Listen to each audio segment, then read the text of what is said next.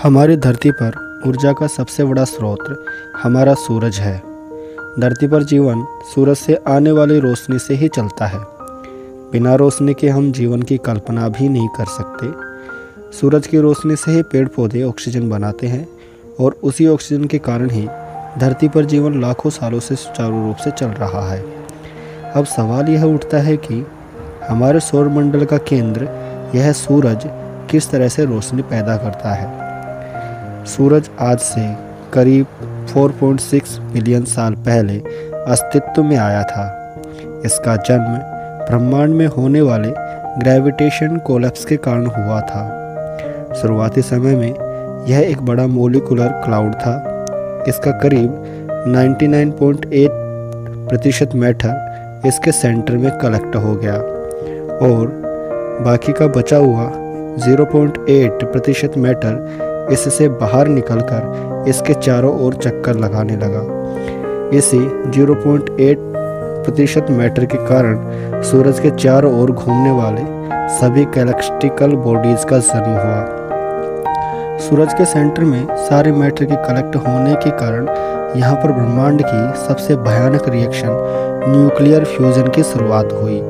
सूरज के केंद्र में ऊर्जा का एक छोटा पैकेट होता है जिसे हम फोटोन कहते हैं। इसी फोटोन के कारण सूरज आग उगलता है। सूरज के केंद्र से हमारी आंखों तक आने के लिए एक ऊर्जा के छोटे से पैकेट यानी रोशनी को लगभग 10 लाख साल का लंबा सफ़र तय करना पड़ता है। यानी हम तक आने वाली यह रोशनी मानव सभ्यता के विकसित होने से पहले की होती है।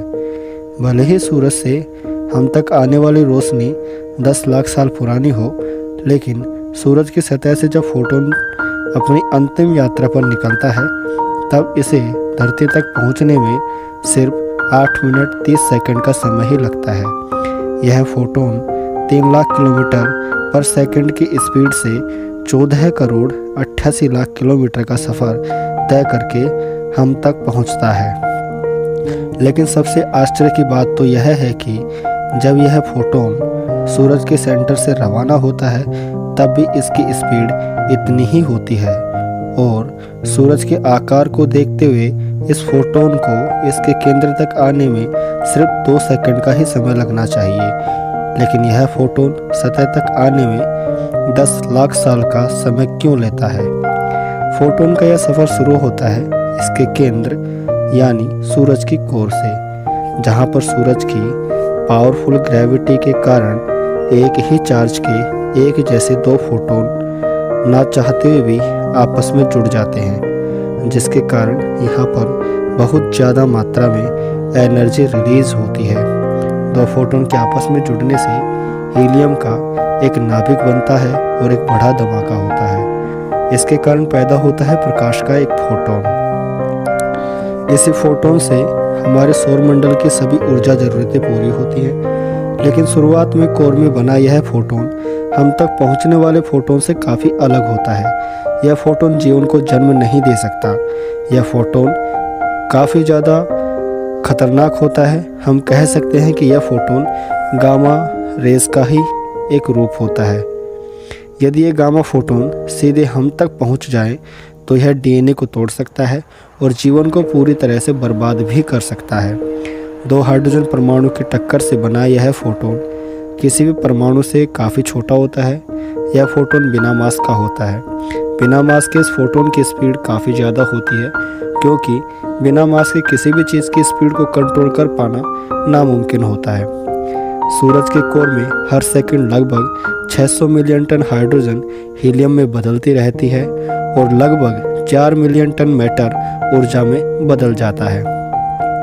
सूरज के कोर में बना यह फोटोन जल्दी से सूरज के केंद्र से बाहर की ओर जाने के लिए अपनी यात्रा शुरू करता है, क्योंकि सूरज के केंद्र में ज़बरदस्त ग्रेविटी, ज़बरदस्त टेम्परेचर और ज़बरदस्त प्रेशर के कारण यह कम टेम्परेचर की जगह यानी इसकी सतह तक जाने की कोशिश करता है। सूरज की कोर के चारों ओर हाइड्रोजन गैस के बादलों के कारण बना एक रेडिएशन जोन होता है, जो इतना ज़्यादा थिक होता है कि किसी भी फोटोन का इससे बाहर निकल पाना नामुमकिन होता है। यह फोटोन अब इस रेडिएशन जोन से बाहर निकलने के लिए लगातार गैस के एटम से टकराना शुरू कर देता है। यहाँ पर भरी हुई हाइड्रोजन गैस प्लाज्मा अवस्था में पाई जाती है और यहाँ का तापमान लगभग 69,40,500 डिग्री सेल्सियस से भी ज़्यादा होता है। यह ठीक ऐसा होता है जैसे कि बास्केट का मैच चल रहा हो, जहाँ बॉल को बास्केट की तरफ ले जाना है और दोनों खिलाड़ियों के बीच बॉल फंस जाती है। यहाँ बॉल एक खिलाड़ी से दूसरे खिलाड़ी तक लगातार चलती रहती है। इसी तरह से फोटोन गैस के एटम से लगातार टकराता हुआ उसी रेडिएशन जोन से निकलने की कोशिश करता है।